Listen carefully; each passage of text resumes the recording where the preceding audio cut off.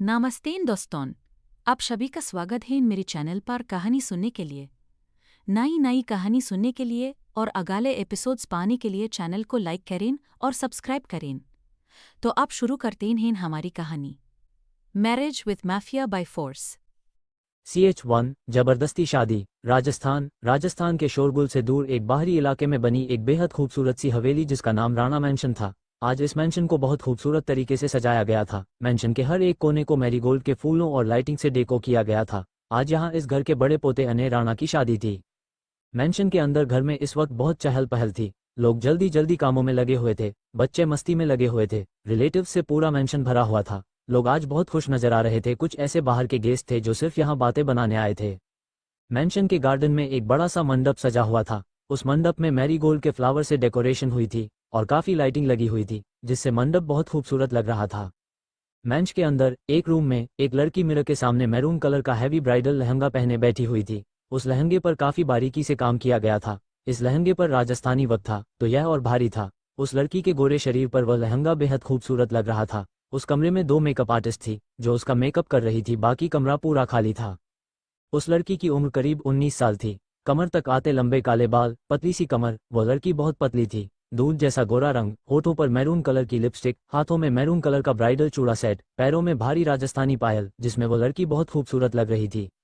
आज उस लड़की की शादी थी, लेकिन न जाने क्यों उस लड़की के चेहरे पर उदासी थी। तभी उसको रेडी कर रही मेकअप आर्टिस्ट उसको मिरर में देखते हुए बोली, मैम आज आपकी शादी है, आप इसलिए उदास है ना? बात भी सही है, आज के दिन ना जाने क्यों रोना आ ही जाता है। लेकिन वैसे मैम एक बात कहूँ मैं आपसे, आपकी शादी राजस्थान की एक नामी फैमिली राणा फैमिली में होने वाली है, जो परिवार पूरे राजस्थान पर अपनी हुकूमत करता है। तो आपको तो खुश होना चाहिए कि आप राणा परिवार की बड़ी बहू बनने वाली हैं।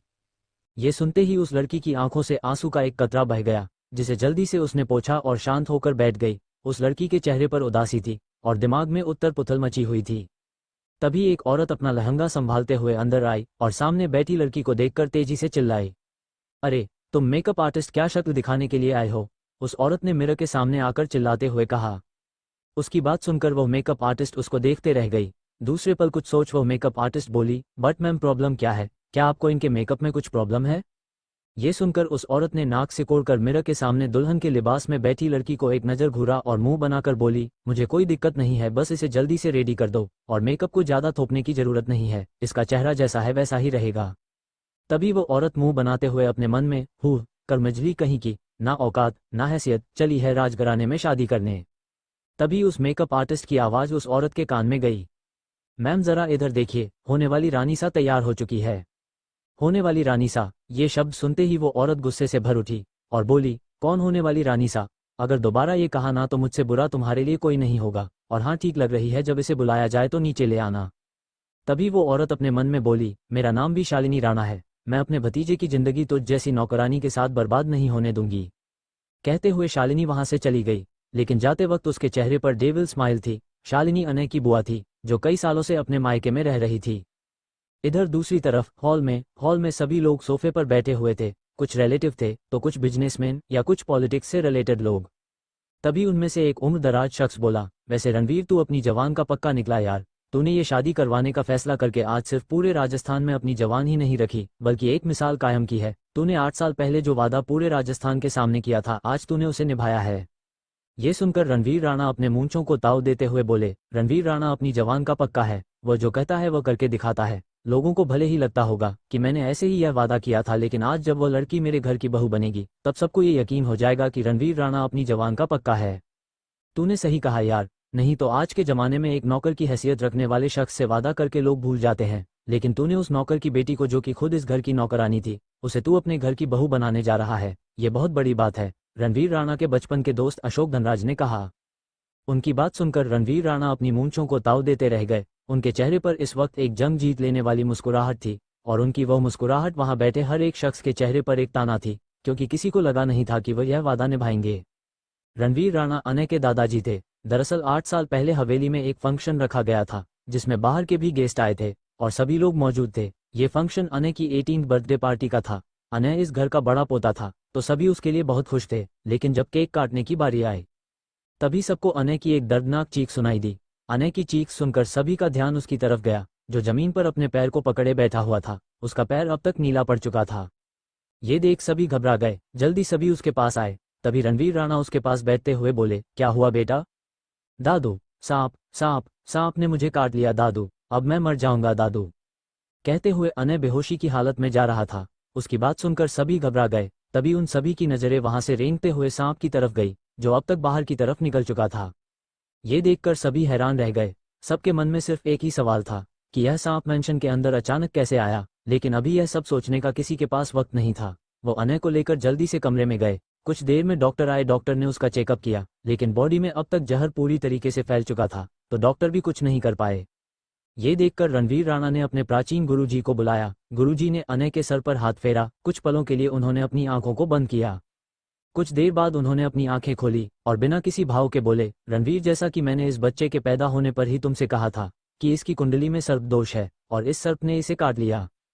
तो अब क्या करें गुरुजी, कुछ तो रास्ता बताइए ना, इसीलिए हमने आपको यहाँ बुलाया है। रणवीर घबराते हुए बोले। अनय उनका सबसे लाडला और बड़ा पोता था, जो उन्हें अपनी जान से भी ज्यादा प्यारा था। तभी गुरुजी अपने हाथों में ली हुई माला अपने हाथों से मलते हुए बोले, तुम्हें एक कन्या ढूंढनी होगी, वह भी ऐसी जो इस सर्प दोष को मिटा सके। उस लड़की को ढूंढकर तुम्हें उसके मुंह से अनय के पैर का जहर निकलवाना होगा, लेकिन याद रहे, वह लड़की जहर निकालने के बाद मरनी नहीं चाहिए, उसे जिंदा रहना होगा। अगर वह मर गई तो बचेगा अनय भी नहीं, अगर वह लड़की जिंदा रही तभी अनय भी बच पाएगा। और सबसे बड़ी बात, उस लड़की के बड़े होने के बाद तुम्हें उसकी शादी अनय से करनी होगी। ये सुनकर रणवीर राणा के चेहरे पर परेशानी के भाव आ गए। रणवीर राणा कुछ सोचते हुए बोले, हमें हमारा पोता हमारी जान से भी ज्यादा प्यारा है, तो हम ये करने के लिए तैयार है, लेकिन वो लड़की हमें मिलेगी कहाँ? मैं ऐसी किसी कन्या को देखकर ही बता सकता हूँ कि उसकी कुंडली में योग है या नहीं। इस घर में अभी जितनी भी कन्या मौजूद है, तुम उन सभी को यहाँ बुलाओ, सबसे पहले मैं उन्हीं को देखूंगा, गुरुजी ने सख्त आवाज में कहा। उनकी बात सुनकर रणवीर राणा ने अपना सर हिला दिया। आज अनय का जन्मदिन था, तो घर में बच्चे मौजूद थे और उन बच्चों में आधे से ज्यादा लड़कियां थी। तभी घर की सारी लड़कियां वहां बुलाई गई। गुरुजी ने उन्हें एक नज़र देखा, लेकिन दूसरे ही पल उन्होंने सभी को वहां से जाने का फरमान सुनाया। ये देखकर रणवीर राणा परेशानी से बोले, क्या हुआ गुरुजी, अपने सभी को क्यों भेज दिया? क्या इनमें से किसी के भाग्य में वो योग नहीं है? नहीं है वो योग इनमें से किसी के में भी, गुरुजी ने बिना किसी भाव के कहा। ये सुनकर रणवीर परेशान होकर बोले, तो क्या करें? तुम्हें कुछ करने की जरूरत नहीं, मैं खुद उस लड़की को ढूंढ लूंगा, कहकर गुरुजी कमरे से बाहर निकल गए। वो अभी हवेली के बाहर जा ही रहे थे कि तभी उनकी नज़र हवेली के गार्डन में काम कर रहे एक नौकर पर गई। उस नौकर की एक छोटी सी बच्ची उसके साथ काम कर रही थी। उस बच्ची को एक नज़र देखते ही गुरुजी का चेहरा सख्त हो गया। दूसरे ही पल वो अंदर गए और कुछ ही देर में उनके साथ रणवीर राणा बाहर आए। रणवीर उस नौकर के पास आकर बोले, कैलाश, तुमने सालों से हमारी वफादारी की है, कभी भी हमारे साथ गद्दारी नहीं की, तुम सच में बहुत अच्छे हो, लेकिन आज मैं तुमसे कुछ मांगना चाहता हूँ, मुझे तुम्हारी बेटी चाहिए अपने पोते के लिए। उसकी बात सुनकर कैलाश हैरान रह गया। दूसरे पल कैलाश बोला, आप ये क्या बोल रहे हैं राणा साहब, आपको मेरी बेटी अपने पोते के लिए चाहिए, लेकिन क्यों, वो तो बहुत छोटा है ना अभी।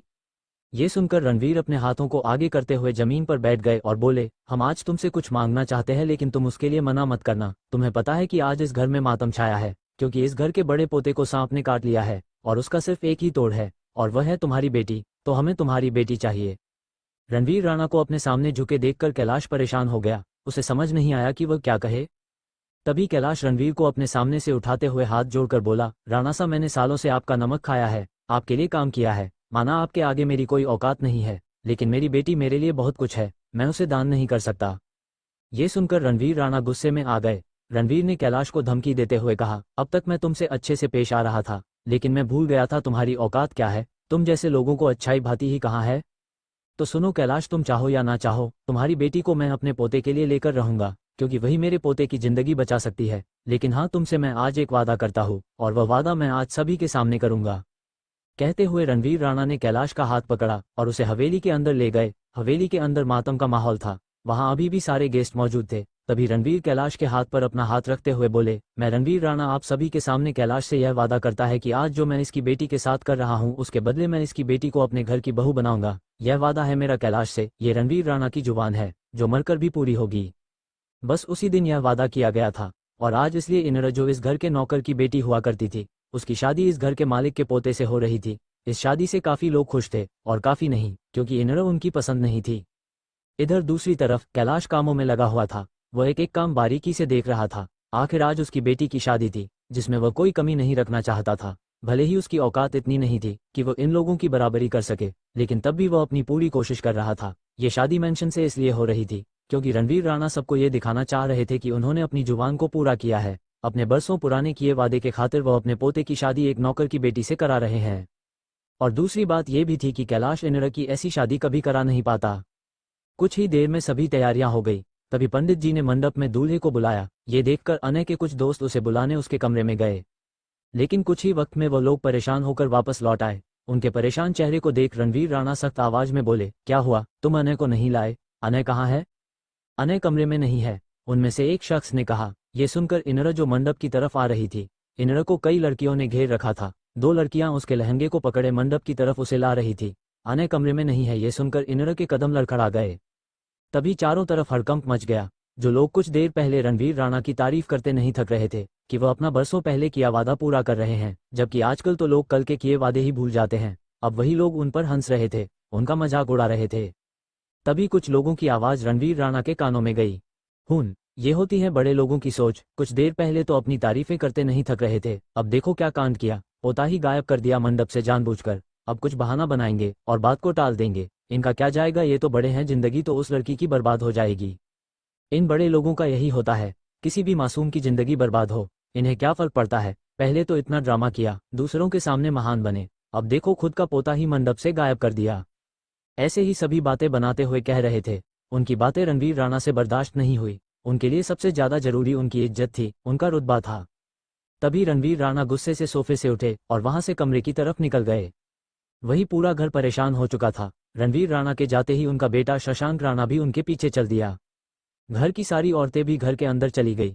अब सभी के चेहरे पर टेंशन थी कि यह शादी कैसे होगी। वही इनर जो कि मंडप की तरफ बढ़ रही थी, वह ये सब देख और लोगों की बातें सुन धम्म की आवाज से जमीन पर गिर पड़ी। वह खामोश थी, लेकिन उसकी आंखों में धीमे धीमे नमी आ रही थी। उसे पहले से यह शादी नहीं करनी थी। यह शादी उसके लिए जबरदस्ती का सौदा थी और यह सौदा उसकी जिंदगी को खराब कर गया। CH2 जबरदस्ती से बना एक बंधन। अब आगे इनर नीचे बैठी हुई धीमी आवाज में रो रही थी। वहां खड़ा हर एक शख्स उसे रोते हुए देख रहा था। कई लोगों को उस पर तरस आ रहा था, लेकिन ये दुनिया सिर्फ दिखावा करती है, सामने कुछ और ही होता है। पीठ पीछे बातें बनाना इनकी आदत होती है। तभी वहां एक लड़की भागते हुए आए। उस लड़की की उम्र करीब 15 साल होगी। वह लड़की जल्दी से आकर इनारा के पास बैठकर उसे चुप करते हुए कहती है, भाभी आप रो मत, भैया किसी इंपॉर्टेंट काम से बाहर गए हैं, वह जल्दी वापस आएंगे। उसकी बात सुनकर इनर ने नजरें उठाकर उसकी तरफ देखा। वो लड़की बेहद मासूम थी। तभी इनर ने उसे नम आंखों से देखते हुए कहा, अंशी बच्चा, ये तुम्हारी गलतफहमी है। तुम्हारे भैया किसी इंपॉर्टेंट काम से बाहर नहीं गए, वह जानबूझकर मुझे छोड़कर गए हैं। उन्हें मुझसे शादी ही नहीं करनी थी। नहीं भाभी, ऐसा नहीं है, आप गलत समझ रही हैं। भैया किसी काम से बाहर गए हैं, वह बस आते ही होंगे, अंशी ने इनर को समझाते हुए कहा। अंशी रणवीर राणा की इकलौती पोती थी और अनय राणा की छोटी बहन। वह पूरे खानदान में सबकी लाडली थी। अंशी का नेचर बहुत अच्छा था, उसकी मन बहुत पवित्र था। अंशी को राणा परिवार ने हर तरीके के संस्कार दिए थे। कब कहाँ कैसे बिहेव करना है उसे अच्छे से आता था। जब सिचुएशन सीरियस होती थी उस वक्त अंशी एक बड़े की तरह बिहेव करती थी, और जब बात मजाक में होती थी वह 3 साल की बच्ची बन जाया करती थी। वही इनर की हालत देखकर उसे भी रोना आ रहा था। उसे अपने भाई पर गुस्सा भी आ रहा था कि क्यों वो उसे छोड़कर चला गया। वहां खड़े कुछ गेस्ट उन लोगों पर हंस रहे थे। तभी अचानक से मौसम खराब होने लगा। चारों तरफ ठंडी ठंडी हवाएं चलने लगी। कुछ वक्त पहले वहां धूप थी और अब मौसम अपना रूप बदल रहा था। शायद कोई आने वाला था और वह इनर की जिंदगी का रूप बदलने वाला था। तभी मेंशन के बाहर एक कार आके रुकी। उस कार में से ड्राइवर निकला और उसने जाकर बैक सीट का डोर ओपन किया। तभी पीछे वाले डोर से अपने गॉगल्स को उतारते हुए एक दमदार पर्सनैलिटी वाला शख्स बाहर निकला। वह शख्स तेज कदमों के साथ अंदर आने लगा। उस शख्स का ऑरा कुछ ऐसा था कि उसके मेंशन के अंदर कदम रखते ही सभी की नजरें उस पर चली गई, लेकिन उस शख्स ने मुड़कर भी किसी की तरफ नहीं देखा। वह बिना किसी एक्सप्रेशन के चलते जा रहा था। वही उसकी दमदार पर्सनैलिटी देख कुछ औरतें अपने आप बात करने लगी, अरे ये तो राणा खानदान का छोटा पोता है ना। हाँ, देखने से तो वही लग रहा है। आज काफी सालों बाद मैंने इसे देखा है। शायद अपने भाई की शादी को अटेंड करने के लिए आया होगा, लेकिन देखो इसका भाई शादी से भाग गया। वहां खड़ी एक औरत ने मुंह बनाते हुए दूसरी औरत से कहा। तभी दूसरी औरत बोली, हाँ तुमने बिल्कुल सही कहा, यह वही है। लेकिन चाहे कुछ भी कहो, आज खूब मजा आएगा जब मैं इन सब की बेइज्जती होता हुआ देखूंगी। आज मैं भी तो देखूं कि कैसे राणा साहब अपनी इज्जत पूरे समाज में बचाते हैं। इस पर पहली वाली औरत बोली, लेकिन यार यह राणा अपनी जवान के पक्के हैं। इनकी इतनी पीढ़ियां आई, लेकिन आज तक जिसने भी अपनी जवान दी उसे निभाया है, तो रणवीर राणा भी अपनी जवान जरूर रखेगा। ये कुछ ना कुछ तो जरूर करेगा जो कि हमारे लिए देखना दिलचस्प होगा। ऐसी बातें सभी लोगों के बीच में हो रही थी। वहीं दूसरी तरफ हवेली के कमरे में वह शख्स चलते हुए एक कमरे में गया तो वहां पर रणवीर राणा के साथ शशांक राणा मौजूद थे। रणवीर राणा टेंशन में कुर्सी पर बैठे हुए किसी को लगातार फोन पर फोन कर रहे थे।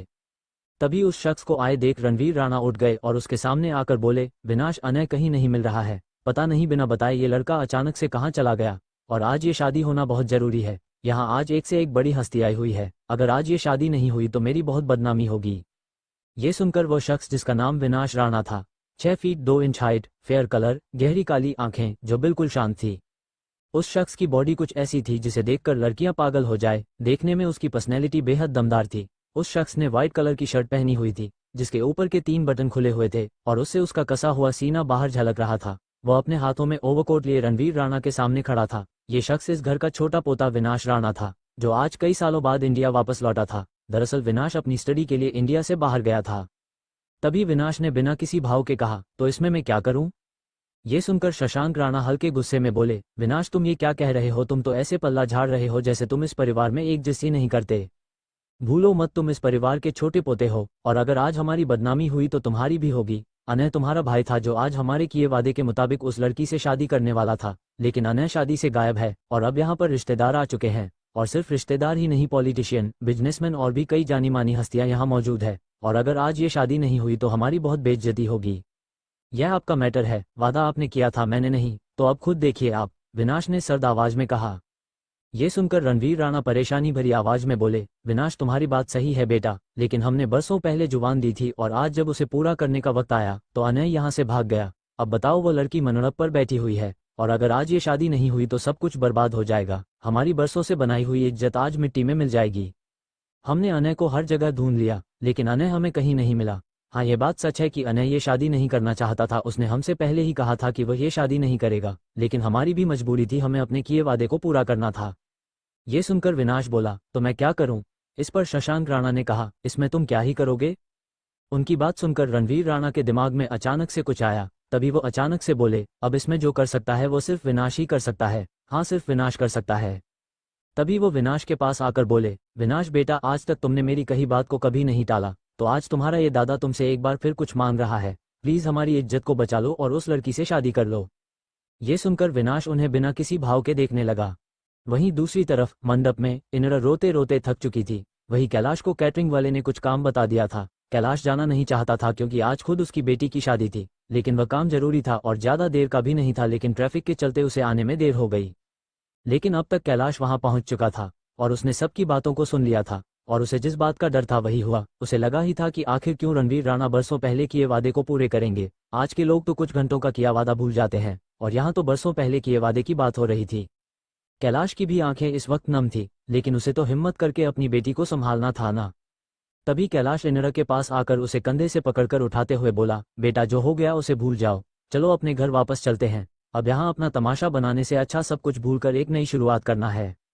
ये सुनकर इनरा ने कहा, लेकिन पापा, मैंने तो आपसे पहले ही शादी के लिए मना किया था कि मैं ये शादी नहीं करना चाहती। अभी मैं और पढ़ना चाहती थी, लेकिन आप ही कहते थे कि कर लो ये शादी, तो मैं आपके खातिर कर रही थी। लेकिन कहते हुए इनरा रुक गई। मुझे माफ कर दे बेटा, सब मेरी गलती है। मुझे लगा था कि तेरा रिश्ता बड़े घर में हो जाएगा तो सब कुछ ठीक हो जाएगा और तू हमेशा हमेशा के लिए खुश रहेगी, लेकिन मैं भी पागल न जाने क्या क्या ख्वाब देख बैठा, जाने कैसे मैं अपनी औकात भूल गया।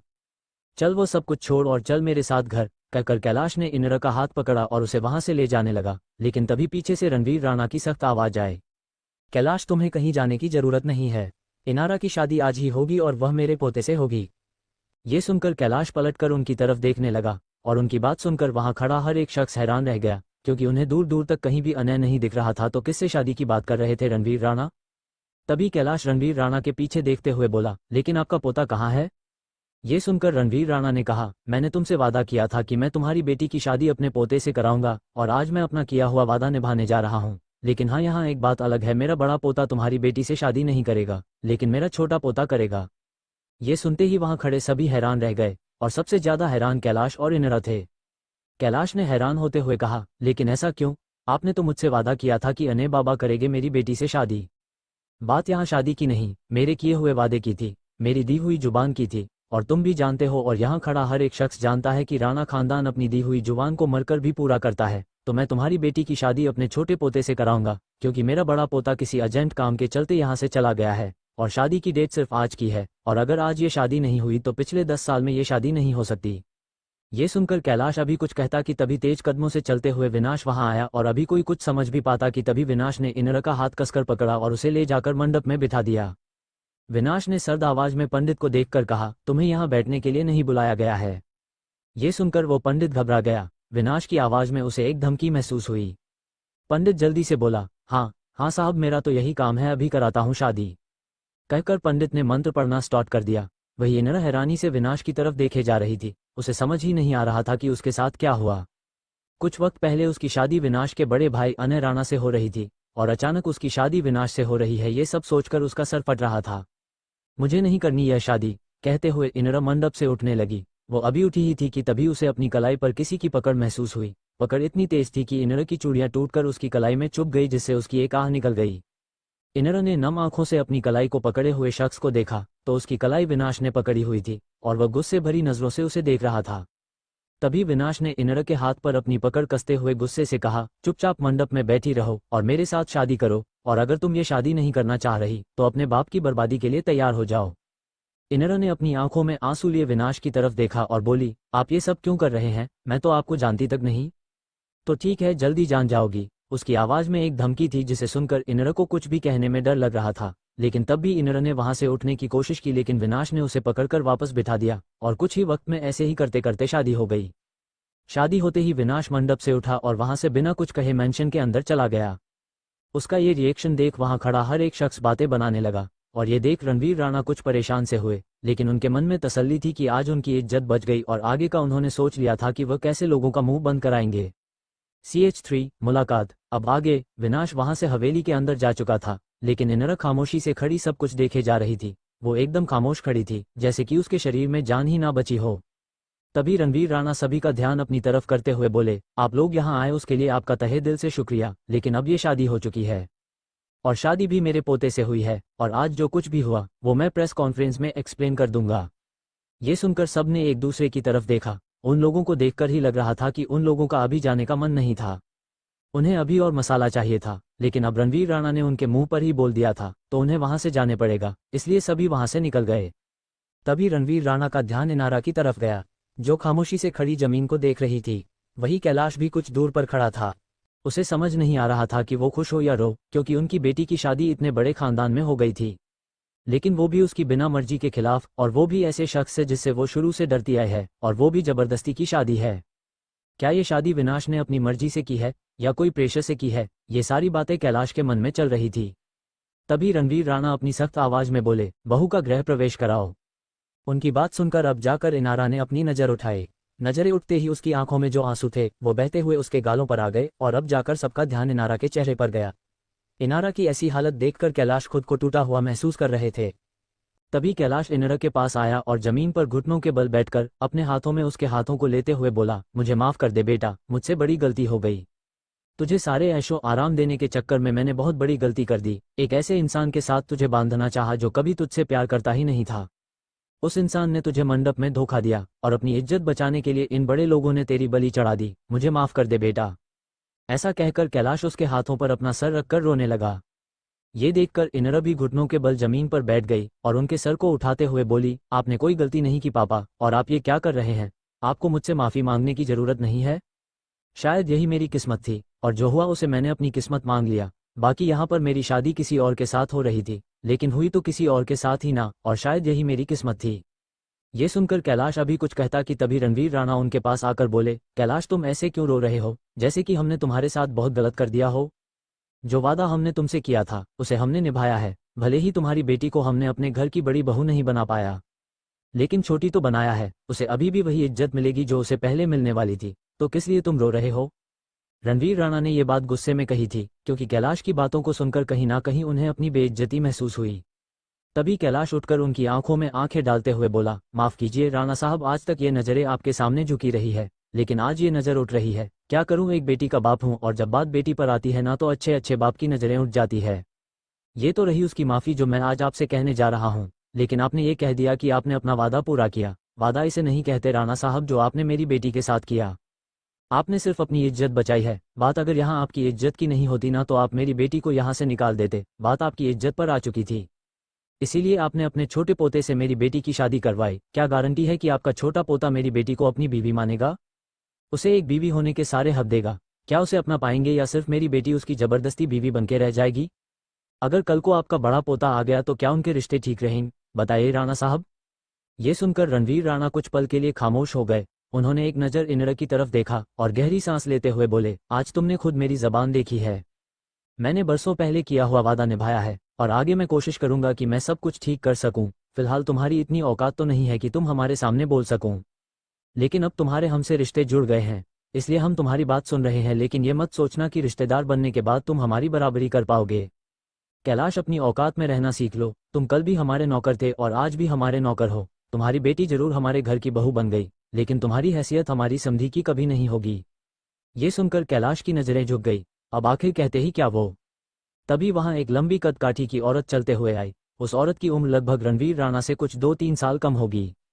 तभी वो औरत अपनी सख्त आवाज में बोली, बहुत हो गया ये ड्रामा, अब हमें और ड्रामा नहीं चाहिए। और कैलाश, अब तुम्हारी बेटी हमारे घर की बहू बन चुकी है और इस चीज को तुम भी नहीं झुठला सकते हो। तो अब अपना फालतू का ड्रामा बंद करो और अपनी बेटी को विदा करो, हमें आगे की रस्में करनी है।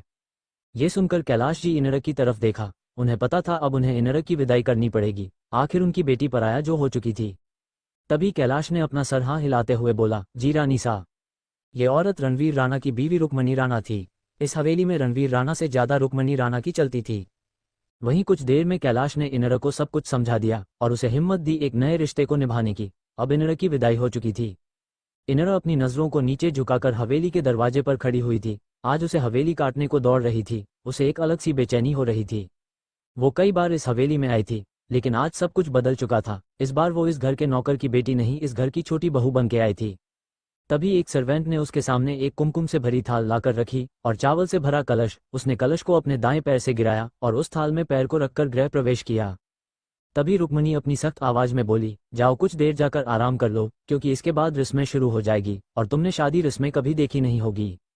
क्योंकि तुम्हें छोटे लोगों जो हो, लेकिन राणा खानदान में बहुत सारी रस्में होती है, इसीलिए तुम्हारे पास सिर्फ आज का दिन है। खुद को तैयार कर लो, क्योंकि कल से तुमको पूरी तरीके से बदलना होगा। अब से तुम विनर व्यास नहीं रही, अब से तुम विनर विनाश राणा बना चुकी हो। राणा खानदान का एक अलग ही रुतबा है पूरे समाज में, तो तुम्हें भी अब बहू की जिम्मेदारी लेनी होगी। ये सुनकर वहां खड़ा हर एक शख्स खामोश रहा। उन्हें कोई हैरानी नहीं हुई, लेकिन वही इनर हैरान थी, क्योंकि आज उसकी शादी हुई और आज ही रुक्मणी जी उसे जिम्मेदारियों की बात कर रही है। वहां खड़े हर एक शख्स को पता था कि कुछ ऐसा ही होने वाला है। रुक्मणी जी का मिजाज ही कुछ ऐसा था। उनका कहना था जो उन्होंने शुरू से झेला है वो आगे आने वाली बहू भी झेलेगी। तभी एक औरत आगे आई और रुक्मणी से बोली, माँ जी सा वो आज ही इस घर में आए है, कुछ वक्त लगेगा उसे सब कुछ संभालने में। हमें तो नहीं लगा कुछ वक्त सब कुछ संभालने में। जिस दिन इस हवेली में कदम रखा उसी दिन से इस हवेली के हो गए और माना ये आज की लड़की है, इसीलिए इसे वक्त दे रही हूँ और इतना वक्त इसके लिए काफी होगा। इसे जल्दी ही इस घर के तौर तरीके अपनाने होंगे, रुक्मणी ने तेज आवाज में कहा। यह सुनकर वो औरत भी खामोश हो गई। वो औरत शशांक राणा की बीवी थी और अनय और विनाश की मां थी। रुक्मणी जी के आगे तो उनकी भी नहीं चलती थी। तभी रुक्मणी वहां से अपने कमरे की तरफ जाते हुए बोली, इसे विनाश के कमरे में पहुंचा दो। रुक्मणी की बात सुनकर मीनाक्षी राणा ने अपना सर हाँ हिला दिया। तभी मीनाक्षी राणा चलकर इनर के पास आई और उसके सर पर प्यार से हाथ फेरते हुए बोली, बेटा तुम फिक्र मत करो, धीमे धीमे सब कुछ सीख जाओगी। फिलहाल तुम जाकर आराम कर लो, बहुत थक गई होगी, इतना सब कुछ हो गया है। ये सुनकर इनर ने नम आंखों से उनकी तरफ देखा। इनर की आंखों में देख मीनाक्षी जी उसका दर्द समझ गई, लेकिन इस वक्त उनका कुछ कहना ठीक नहीं था। तभी मीनाक्षी जी एक सर्वेंट से बोली, इसे विनाश के कमरे के बाहर छोड़ दो, लेकिन याद रहे कमरे के अंदर नहीं जाना है तुम्हें। ये सुनकर सर्वेंट ने हाँ में सिर हिलाया, लेकिन मीनाक्षी की बात सुनकर इनर हैरानी से उनकी तरफ देखने लगी। मतलब उनके कहने का मतलब क्या था? वो सर्वेंट रूम के अंदर क्यों नहीं जा सकता? तो क्या इनर अकेली उस कमरे में जाएगी? उसे तो पहले से ही विनाश से इतना डर लग रहा था, कैसे रहेगी वो उस कमरे में अकेली? ये सारे ख्याल इनर को और डरा रहे थे। मीनाक्षी जी इतना कहते हुए वहां से चली गई। वो सर्वेंट इनर को लेकर विनाश के फ्लोर पर आई और नजर झुकाकर बोली, बहुरानी आप अंदर जाए, अब मैं जाती हूँ। नहीं प्लीज रुक, चाहिए, आप क्यों जा रही हैं यहाँ से? इनर ने उस सर्वेंट को रोकते हुए कहा। तो ये सुनकर वो सर्वेंट बोली, मैं यहाँ पर नहीं रुक सकती हूँ, मैं आपके साथ यहाँ तक आई वही बड़ी बात है, क्योंकि छोटे साहब को ये बिल्कुल नहीं पसंद कि कोई उनके फ्लो पर भी आए। ये सुनकर इनर डरते हुए बोली, तो मैं भी आपके साथ चलती हूँ। जब उन्हें किसी का यहाँ आना पसंद नहीं है तो मेरा कैसे आएगा? ऐसा नहीं है, आप उनकी बीवी हैं, उन्होंने आपसे शादी की है, वो आपके मना नहीं करेंगे। आप प्लीज मुझसे ज्यादा सवाल मत कीजिए और अंदर जाइए। इतना कहकर वो सर्वेंट जल्दी से वहां से चली गई। वही इनर की अभी हिम्मत नहीं ही पड़ रही थी कि वो अंदर जाए, और सर्वेंट की बातों से वो और डर गई थी।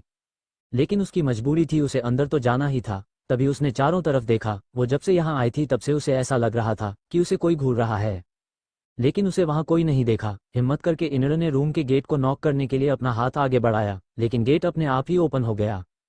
इनर धीमे कदमों के साथ अंदर गई तो अंदर चारों तरफ अंधेरा ही था, उसे कुछ भी साफ नहीं दिख रहा था। लेकिन हाँ, रूम के अंदर जाता ही उसे यह एहसास हो चुका था कि कमरा उसकी सोच से भी ज्यादा बड़ा है। तभी उस कमरे में रेड लाइट ऑन हो गई। लाइट ऑन होती ही इनर गेट से बिल्कुल सट कर खड़ी हो गई। अब इनर को कमरा साफ दिख रहा था। कमरे के बीचों बीच एक किंग साइज का बेड पड़ा हुआ था। बेड के ऊपर वाली बॉल पर एक शख्स की बड़ी सी फोटो लगी हुई थी, जिसमें केवल उस शख्स की बैक दिख रही थी, और उसकी पीठ पर बना हुआ एक छोटी सी बच्ची का चेहरा। इस शख्स का चेहरा इनारा कभी नहीं भूल सकती थी, क्योंकि यही शख्स तो कुछ देर पहले उसका पति बना था। लेकिन इनर को उस बच्चे का चेहरा समझ नहीं आ रहा था, क्योंकि वो बच्ची मुश्किल से 3 साल की होगी। बेड के सामने एक लग्जरियस सोफा था। सोफे के सामने कॉफी टेबल। बाकी उस रूम की हर एक चीज एक्सपेंसिव थी। रूम में बेहद शांति थी, और वही शांति इनर को डरा रही थी। यहाँ कोई है क्या? इनर ने डरते हुए पूछा, पर उसके इस सवाल का उसे कोई जवाब नहीं मिला। लेकिन तभी उसे बालकनी से कुछ आवाज सुनाई दी। आवाज सुनकर इनर अपना लहंगा संभालते हुए बालकनी की तरफ गई। बालकनी के बाहर का नजारा देखकर वह शॉक रह गई। बालकनी बहुत बड़ी थी। बालकनी के एक साइड स्विमिंग पूल था, और स्विमिंग पूल का नजारा कुछ ऐसा था कि इस वक्त वहां दिन में रात हो रखी थी। पूल में कोई शख्स स्विमिंग कर रहा था। लाइट की वजह से उस शख्स की बॉडी बेहद अट्रैक्टिव लग रही थी। उस शख्स को देखकर इनर घबरा सी गई। वह जल्दी से पलटकर दूसरी तरफ खड़ी हो गई, लेकिन तभी पूल से उसे कुछ आवाज सुनाई दी। छपाक। आवाज सुनकर इनर पीछे पलटी। तभी एक शख्स ने उसे पकड़कर अपनी तरफ खींचा। छपाक की आवाज के साथ इनर उस शख्स की बाहों में कैद होकर पानी में जा गिरी। गिरते ही उसके होंठ उस शख्स के सख्त होठों से टकराए। CH4 किस। अब आगे अपने होठों पर विनाश के होठों का एहसास पाकर इनर सहम गई। डर से उसकी आंखें अपने आप बंद हो गई। उसे ऐसा महसूस हुआ वक्त थम सा गया। लेकिन जैसे ही उसे अपने होठों पर किसी के होंठ चलते हुए महसूस हुए, डर के मारे उसकी आंखें अपने आप खुल गई, और वह हैरानी से विनाश की तरफ देखने लगी। वही विनाश जो बेतहासा उसके लबों को चूमते हुए अपने लबों में कैद किए था। इनर ये सब महसूस करके तुरंत अपनी हरकत में आई और विनाश को खुद से दूर करने के लिए छटपटाई। दूसरी ही पल विनाश के हाथों की पकड़ उसे अपनी कमर पर महसूस हुई तो वह हैरानी से विनाश की तरफ देखने लगी। कुछ ही पलों में विनाश उससे दूर हुआ, और एक नज़र उसके चेहरे को देख गहरी आवाज बोला, व्हाट हैपेंड मिसेज इनर विनाश राणा। विनाश ने एकदम नजदीक आकर यह शब्द कहे, जिसे सुनकर इनर सहम गई। वह घबराई हुई आवाज में बोली, वह मैं गलती से पानी में गिर गई। कहते हुए इनर विनाश से दूर होने लगी, लेकिन तभी विनाश ने उसके कमर में पीछे से हाथ डाला और झटके से अपनी कमर से सटाकर सिडिक्टिव वॉइस में कहा, बिल्कुल वैसे ही जैसे मेरी जिंदगी में गलती से आ गई, या कहे तो जबरदस्ती आ गई। विनाश के ठंडे लफ्जों को सुन इनर कांप गई। पहले से ही ठंडे पानी में होने की वजह से उसे ठंड लग रही थी, ऊपर से विनाश का ऑरा उसे और डरा रहा था। बोलो ना मिसेज इनर, विनाश राणा बनकर कैसा लग रहा है? विनाश ने उसके बेहद नजदीक आकर उसके कान में गहरी सांस छोड़ते हुए कहा। वही उसके एहसास से इनर कांप रही थी। इनर डरते हुए बोली, वो मम है। क्या मुंह में जवान नहीं है तुम्हारे, या जानबूझकर मेरे सामने नाटक कर रही हो? अगर कर रही हो तो फॉर योर काइंड इन्फॉर्मेशन, मुझे कमजोर लोग नहीं पसंद। अगर मेरे साथ रहना है तो स्ट्रांग बन के रहना होगा, और वैसे भी अब तुम्हें मेरे साथ ही रहना होगा, मेरी जो हो चुकी हो। विनाश ने एकटक इनर को देखते हुए कहा। वही उसकी बात सुनकर इनर एकटक उसकी आंखों में देखने लगी। अब जाकर उसका कांपना कम हुआ था, लेकिन विनाश के लफ्जों को सुन कुछ अलग से एहसास उसकी रूह से होकर गुजर गए। लेकिन तभी कुछ ऐसा हुआ जिससे इनर और अनकंफर्टेबल हो गई। विनाश का हाथ उसे अपनी कमर के अंदर चलता हुआ महसूस हुआ। वही विनाश की नजरें उसे ऐसी जगह महसूस हुई जिससे उसका चेहरा शर्म से लाल हो गया, और वह जल्दी से विनाश से दूर होने लगी। लेकिन तभी विनाश ने उसे अपने और करीब किया और बोला, कुछ ज्यादा जल्दी नहीं है तुम मुझसे दूर जाने की, लेकिन अब भूल जाओ कि तुम कभी मुझसे दूर जा पाओगी। अब तुम मुझसे यानी कि विनाश राणा से जुड़ चुकी हो, और जो एक बार मुझसे जुड़ गया उसे मैं कभी खुद से दूर नहीं होने देता। अब तुम हमेशा के लिए मेरी हो चुकी हो। विनाश ने बेहद ठंडे लहजे में ये बात कही, जिसे सुनकर इनर सहम गई, और डर से उसने अपनी नजरें झुका ली।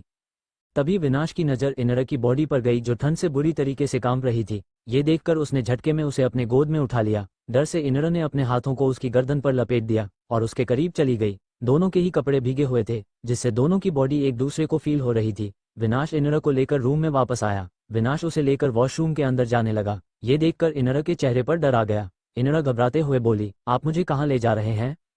तुम्हारे कपड़े चेंज करने, विनाश ने सपाट लहजे में कहा। वही उसकी बात सुनकर इनर हैरानी से उसे देखने लगी। मतलब क्या बंदा था ये, ना कोई लिहाज ना कोई शर्म, सीधा का सीधा बोल दिया।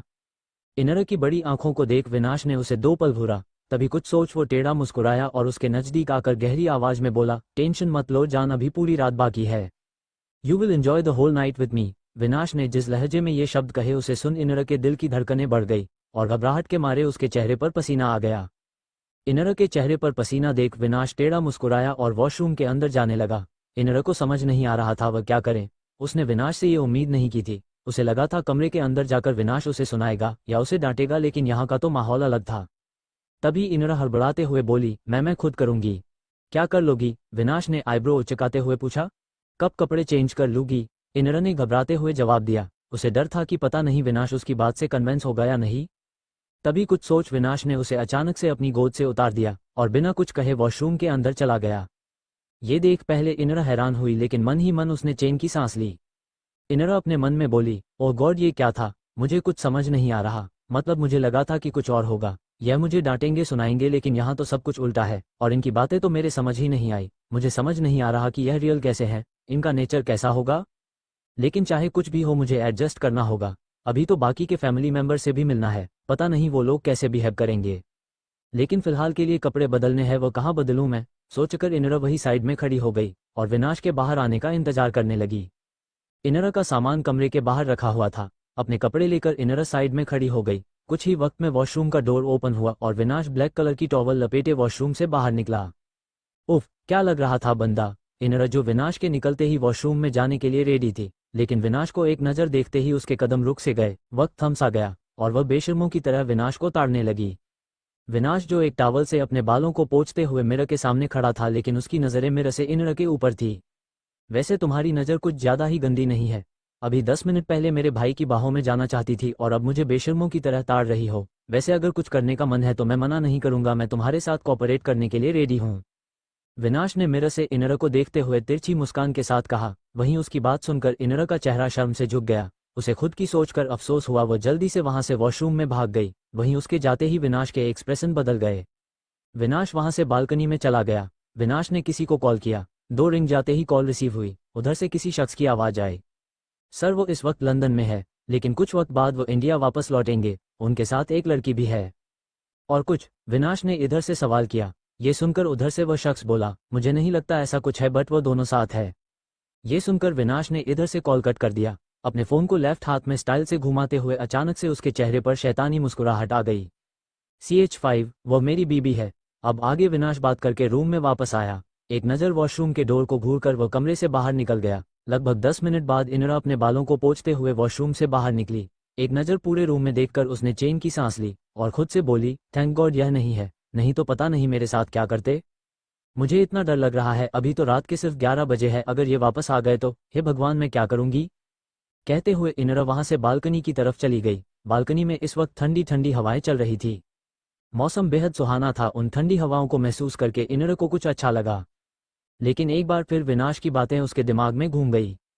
उसने विनाश से ये उम्मीद नहीं की थी। उसे डर था कि विनाश उसे एक्सेप्ट करेगा या उस पर गुस्सा करेगा या उसे अपनी जिंदगी से बाहर निकालेगा, क्योंकि जिन हालातों में उनकी शादी हुई उससे कोई भी उसे एक्सेप्ट नहीं करता। लेकिन यहाँ सब कुछ उल्टा ही हुआ। विनाश उस पर अपना हक जाता रहा था और इतनी जल्दी सब कुछ एक्सेप्ट करना इनर के बस की बात नहीं थी। कहाँ उसकी शादी कुछ वक्त पहले विनाश के बड़े भाई से हो रही थी और अचानक ही वह शादी विनाश से हो गई। तो जिसे वह रिश्ते में अपना देवर समझती थी, आज वह उसी देवर की बीबी बन गई। आज वह इनर व्यास से इनर विनाश राणा बन गई और यह सब एक्सेप्ट करना इतना आसान नहीं था। अगला दिन ग्लास विंडो से आती हुई धूप के कारण इनर की नींद खराब होने लगी और वह कसमसाते हुए उठ बैठी और तब जाकर उसे एहसास हुआ कि वह तो बालकनी में ही सो गई थी, लेकिन वह इस वक्त बालकनी में नहीं बेड पर थी। डर और घबराहट के कारण इनर ने जल्दी से अपने कपड़े चेक किए तो वह सलामत थे। लेकिन इनर को अपनी बॉडी में हल्का हल्का दर्द का एहसास हो रहा था, जैसे कि किसी ने उसे पीटा हो या रात भर अपने नीचे दबा कर रखा हो। लेकिन ये सब इग्नोर करते हुए इनर जल्दी से उठी और रूम में चारों तरफ देखने लगी तो उसे उस रूम में अपने सिवा कोई नहीं दिखा। ये देख वो खुद से बोली, कुछ समझ नहीं आ रहा, कल रात में बालकनी में थी। खैर छोड़ो, जल्दी से रेडी हो जाती हूँ। सोचते हुए इनर जल्दी से वॉशरूम में चली गई। करीब 15 मिनट बाद इनर नीचे आई। इनर खामोशी से खड़ी चारों तरफ देखने लगी। वह शायद अंशी को तलाश रही थी, क्योंकि इस घर में एक वही थी जिससे उसकी नॉर्मल बात हो जाया करती थी, लेकिन अंशी उसे कहीं दिख नहीं रही थी। तभी इनर सामने देखते हुए आगे आए तो उसकी नज़र हॉल में सोफे पर बैठी रुक्मणी जी पर गई। रुक्मणी जी को देख उसे कुछ याद आया और वह आगे बढ़ने लगी। तभी वह सामने से अपना फोन चलाते हुए आती शालिनी से टकरा गई। झटके से टकराने की वजह से शालिनी, जिसका ध्यान अपने फोन पर था, वो फोन उसके हाथ से छूटकर जमीन पर जा गिरा। वही ये देख शालिनी को बहुत तेज गुस्सा आया। जल्दी से उसने अपना फोन जमीन से उठाया। फोन की स्क्रीन पर स्क्रैच आ चुके थे। ये देख शालिनी इनर को गुस्से में घूरते बोली, तुमने मेरा फोन तोड़ दिया, जानती हो कि कितने का था? इतने का औकात भी है तुम्हारी? कभी ले पाओगी इसे? शालिनी ने ये बात चिल्लाते हुए कही थी, जिससे हॉल में बैठी रुक्मणी जी का ध्यान तो उस पर गया ही, वही किचन में काम कर रही मीनाक्षी भी किचन से बाहर निकलकर आ गई और सामने देखने लगी। वही सभी को आया देख शालिनी मन ही मन तिरछा मुस्कुराई। उसने ये सब कुछ जानबूझकर किया था। इनर से टकराना और फोन का टूटना वो सब एक नाटक था। वही शालिनी की गुस्से से भरी आवाज सुनकर इनर सहम गई। वो डरते हुए उसकी तरफ देखने लगी। तभी शालिनी एक बार फिर गुस्से में बोली, गूंगी हो क्या, या मुंह में मैं जवान नहीं रही? कल मेरे भतीजे को फंसाने के लिए तो बड़े आंसू बहा रही थी, बड़ा ना मिला तो छोटा ही सही, ये सोचकर तुमने मेरे छोटे भतीजे को अपने जाल में फंसा लिया। वाह, तुम जैसी लड़कियों के बारे में सुना तो बहुत था, लेकिन आज देख भी लिया। लेकिन यह नहीं पता था मेरी किस्मत फूटी होगी जो तुम मेरे ही घर में पनौती बनकर आओगी।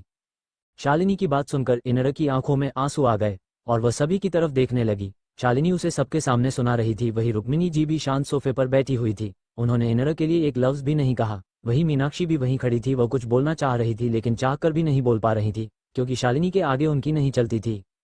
इनर की नजरें सभी पर देखकर शालिनी तिरछा मुस्कुराते हुए बोली, उनकी तरफ मत देखो, वह कुछ नहीं कहेंगी, क्योंकि वह भी तुम्हारी हकीकत से वापस है। अगर तुम कल ड्रामा नहीं करती तो आज मेरे विनाश की जिंदगी यूं बर्बाद नहीं हो गई होती। तुम जैसी लड़की से शादी करके तो बेचारे की जिंदगी खराब हो गई। इससे पहले वह आगे कहती, तभी किसी की भारी आवाज वहां गूंजी, शालिनी बेटा आप भी अपनी हद में रहकर बात कीजिए। अब वो इस घर की बहू बन चुकी है, जैसी भी हुई है, लेकिन विनाश की शादी इस लड़की से हुई है तो उसे भी उतनी इज्जत मिली चाहिए जितनी कि इस घर के लोगों को मिलेगी।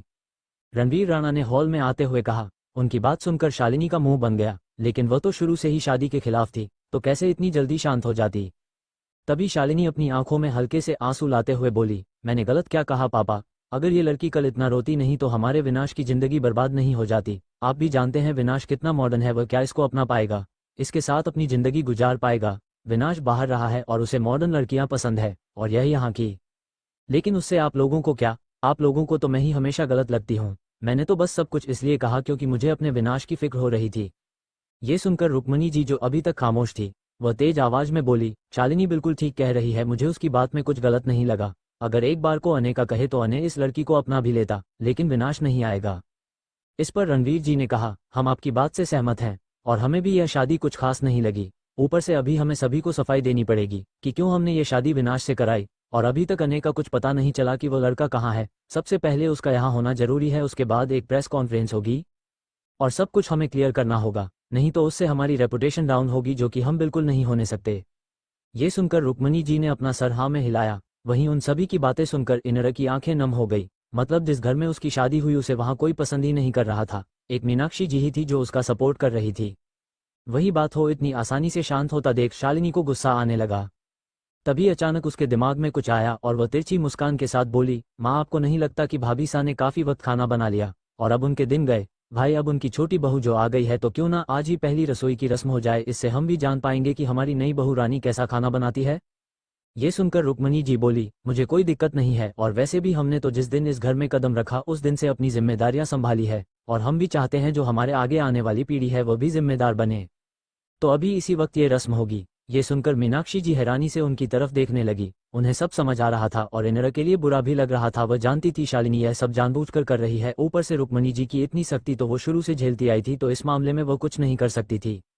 लेकिन तभी एक सख्त आवाज वहां गूंजी, वह मेरी बीवी है, आपकी नौकरानी नहीं, जिसे आप घर में आते ही जिम्मेदारियां देने लगी। विनाश ने वहां आते हुए अपनी सर्द आवाज में कहा। विनाश की सर्द आवाज सुन सभी उसकी तरफ हैरानी से देखने लगे। उसने इनर को अपनी बीवी कहा था तो क्या उसने इनर को एक्सेप्ट कर लिया? सबके दिमाग में यही चीज चल रही थी। वही विनाश जिसकी नजरें सिर्फ इनर पर टिकी थी, वह ऊपर से लेकर नीचे तक इनर को इंटेंसिटी से घूरने जा रहा था। इनर ने ग्रीन कलर की हैवी राजस्थानी साड़ी पहनी हुई थी जिसमें काफी बारीकी से काम किया गया था। उसी के साथ हाथों में ग्रीन कलर की मेटल की चूड़ियां, पैरों में भारी राजस्थानी पायल, होठों पर ग्रीन न्यूड लिपस्टिक, आंखों में हल्का सा काजल, माथे पर एक छोटी सी ग्रीन कलर की बिंदी, कानों में डायमंड के छोटे से इयररिंग्स जो उसके लुक को कंप्लीट कर रहे थे। इनर इस लुक में बहुत खूबसूरत लग रही थी। वही विनाश जिस तरीके से उसे देख रहा था उससे इनर का रोम रोम कांप रहा था। लेकिन इसी के साथ इनर के चेहरे पर हैरानी भी थी। वह बार बार विनाश का बदलता हुआ रूप देख रही थी। पहली बार शादी के वक्त विनाश का उससे जबरदस्ती शादी करना, फिर बिना कुछ कहे उसे मंडप पर छोड़ जाना, इसके बाद रूम में उसका यूं का करीब आना और अब उसका यूं उसकी साइड लेना उसकी समझ से परे था। तभी विनाश की नज़रें इनर की कमर पर चली गई। अचानक ही उसकी नज़रें सख्त हो गई। उसने उसे घूरते हुए कहा, माय डियर बुआ जी, पहले तो आपको कभी मेरी इतनी फिक्र नहीं हुई जितनी मेरी बीवी के आते ही होने लगी। विनाश की आवाज़ में एक अलग ही ठंडापन था, जिसे सुनकर शालिनी सकपका गई और जल्दी से बोली, बेटा तुम मुझे गलत समझ रहे हो, मुझे तो हमेशा से ही तुम्हारी फिक्र थी, लेकिन इस वक्त ज़्यादा है क्योंकि तुम तो उससे शादी नहीं करने वाले थे और ज़बरदस्ती तुम्हारी शादी हो गई। ये सुनकर विनाश ने इनर से नज़रें हटाई और शालिनी को सर्द नज़रों से घूरकर कहा, मैंने इससे शादी भले ही अपनी मर्जी से नहीं की थी, लेकिन अब वह मेरी बीवी है तो उस पर मेरा हक है। वह क्या करेगी, कहाँ जाएगी, किससे बात करेगी, इन सब चीज़ों का फैसला मैं लूँगा। कहते हुए विनाश चलकर इनर के करीब आया। विनाश को अपनी तरफ आता देख इनर की सांसें रुक सी गई। उसके दिल की धड़कनें अचानक से बढ़ गई, क्योंकि विनाश सीधा जिम से होकर यही आया था। उसकी पूरी बॉडी स्वेट से भीगी हुई थी। उसने नीचे ब्लैक कलर का एक सिंपल सा लोअर बना हुआ था, ऊपर ब्लैक कलर की इनरवियर जिसमें उसका कसा झलक रहा था। उफ, क्या कयामत लग रहा था वो। तभी उसने इनर की कमर में अचानक से हाथ डाला और झटके से उसे अपनी तरफ खींचा, जिससे इनर उसकी तरफ खींच चली गई और उसके सीने से टकराई। विनाश की इंटेंस नज़रों से उसकी नज़रें टकराई, लेकिन विनाश की नज़रों की तापिश कुछ ऐसी थी जिससे इनर की नज़रें अपने आप झुक गई। वही विनाश एकटक उसकी फड़फड़ाती पलकों को घूर रहा था। तभी उसने इनर के होठों के बेहद करीब आकर कहा, तो माय डियर बुआ जी, क्या आप चाहती हैं कि मैं आपको यही यकीन दिलाऊं कि मैंने इसे अपनी बीवी माना है या नहीं? अगर आप चाहे तो मैं उसे किस करके दिखा सकता हूं, और अगर चाहे तो उसके साथ वह सब कुछ कर सकता हूं जो बंद कमरे के अंदर होता है। मैं उसके साथ यहीं सेट कर सकता हूं। विनाश ने इनर के होठों के बेहद नजदीक आकर बेशर्मी से कहा। उसके और इनर के होठों के बीच बस 1 इंच का फासला था। अगर इनर थोड़ा सा भी हिलती तो उन दोनों के होंठ आपस में टकरा जाते। वही विनाश की बेशर्मी भरी बात सुनकर शालिनी हैरानी से उसकी तरफ देखने लगी। विनाश से उसे ये उम्मीद नहीं थी। अब उसे खुद पर शर्म आ रही थी, क्योंकि वहां सभी मौजूद थे और उसकी कही बात का विनाश ने कुछ यूं जवाब दिया जो जवाब कम उसके चेहरे पर थप्पड़ ज्यादा था। वही विनाश अब इनर पर झुकता जा रहा था। उसकी पकड़ इनर की कमर पर पल पल कश्ती जा रही थी, जिससे इनर को दर्द हो रहा था, लेकिन वह चुपचाप खामोशी से खड़ी उस दर्द को बर्दाश्त कर रही थी, क्योंकि वहां घर के सभी लोग खड़े थे और वह उनके सामने कुछ नहीं कहना चाहती थी। एक तो उसे विनाश से इतना डर लग रहा था, ऊपर से शर्म भी आ रही थी। विनाश कब क्या कर दे उसे नहीं पता था। वही विनाश इनर पर झुकता ही जा रहा था। ये देखकर रणवीर जी ने उससे अपना चेहरा फेर लिया और वह वहां से चले गए। जाते वक्त उनका चेहरा गुस्से से लाल था। तभी रुक्मणी जी तेज आवाज में बोली, विनाश, आप ये क्या कर रहे हैं? आपको एहसास भी है आपका पूरा परिवार यहाँ मौजूद है और आप बेशर्मी पर उतर आए हैं? अरे मैंने क्या गलत कहा? अभी आपकी बेटी ने ही तो कहा कि उन्हें मेरी फिक्र है, तो मैं बस उन्हें दिखा रहा था कि मैंने इसे अपनी बीबी मान लिया है, तो उन्हें मेरी फिक्र करने की जरूरत नहीं है। लेकिन मेरा नाम विनाश राणा है। मैं कहने में नहीं करके दिखाने में यकीन रखता हूँ। अगर इन्हें भरोसा नहीं है तो मैं वह सब कुछ यहीं करके दिखा सकता हूँ जो कल रात हमने कमरे में किया है। और पता है आपको कल रात मुझे कितना मजा आया कि मैं क्या बताऊँ। कल रात मैंने बहुत एंजॉय किया और इस एंजॉयमेंट की वजह सिर्फ आप लोग हैं, क्योंकि आपने कल इससे मेरी शादी कराई और कल कमरे में यह मेरे नीचे मेरा ही नाम लेते हुए मौन। बस अपनी हद में रहिए विनाश। ठीक है, हमने मान लिया। अगर आप कह रहे हैं कि आप इसके साथ खुश हैं, तो इससे ज़्यादा खुशी की बात हमारे लिए कोई हो ही नहीं सकती। आप खुश रहिए, बस इतना ही हमारे लिए काफ़ी है। लेकिन यूँ इस तरह आप बेशर्मी से ये सारी बातें यहाँ मत कहिए। हमें आपसे यह उम्मीद नहीं थी कि आप इतनी बेशर्मी से हमारे सामने बात करेंगे, लेकिन अब हम कुछ नहीं कह सकते आपसे। और शालिनी, अब आप भी आइंदा से कभी मुंह मत चलाएगा। ये सब आपकी वजह से हुआ है। आपने हमारी शांति भंग कर दी। सुबह सुबह इतनी बेशर्मी भरी बातें हमें आपकी वजह से सुननी पड़ी।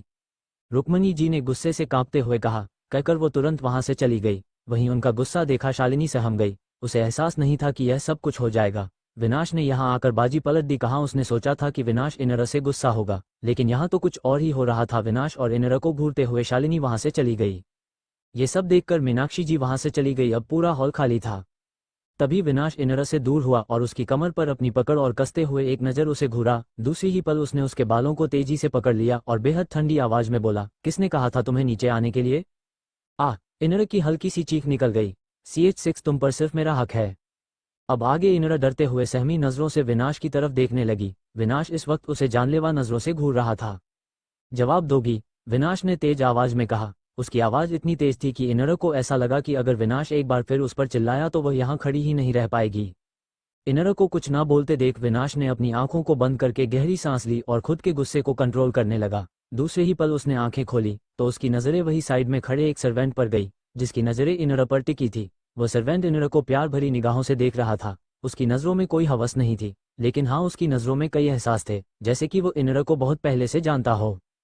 उस सर्वेंट की नज़रों को इनर पर महसूस करके विनाश उसे जानलेवा नज़रों से घूरने लगा, जैसे कि वो उसे अपनी आंखों से ही मार देगा। विनाश की आंखें गुस्से से लाल हो चुकी थी। विनाश की नज़र एक बार फिर इनर की कमर पर गई, जिससे उसका गुस्सा आउट ऑफ कंट्रोल हो गया।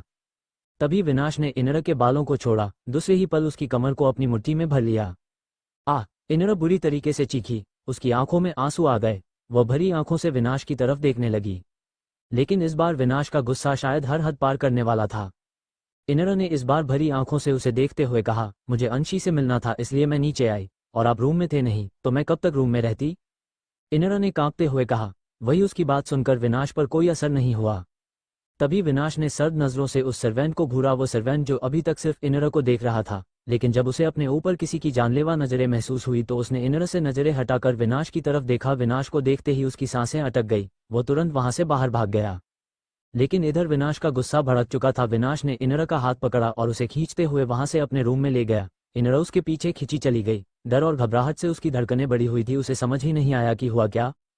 कमरे में लाकर विनाश ने इनर को झटके से छोड़ा। झटके से छोड़ने की वजह से इनर के कदम लड़खड़ाए। वह गिरती उससे पहले ही विनाश ने उसका हाथ पकड़कर उसे अपनी तरफ खींचा, जिससे इनर उसके सीने से आ लगी। डर से इनर का हाल बेहाल था, नजरें उठाने की हिम्मत उसमें नहीं थी। डर और घबराहट से उसके पैर कांप रहे थे। आज तक उसने ये सब कुछ नहीं देखा था। वह अपने पापा की लाडली थी, भले ही गरीब थी, लेकिन एक आज़ाद पंछी थी। जब जहां मन आया वहां चली गई, लेकिन एक ही दिन में उसकी जिंदगी पलट गई।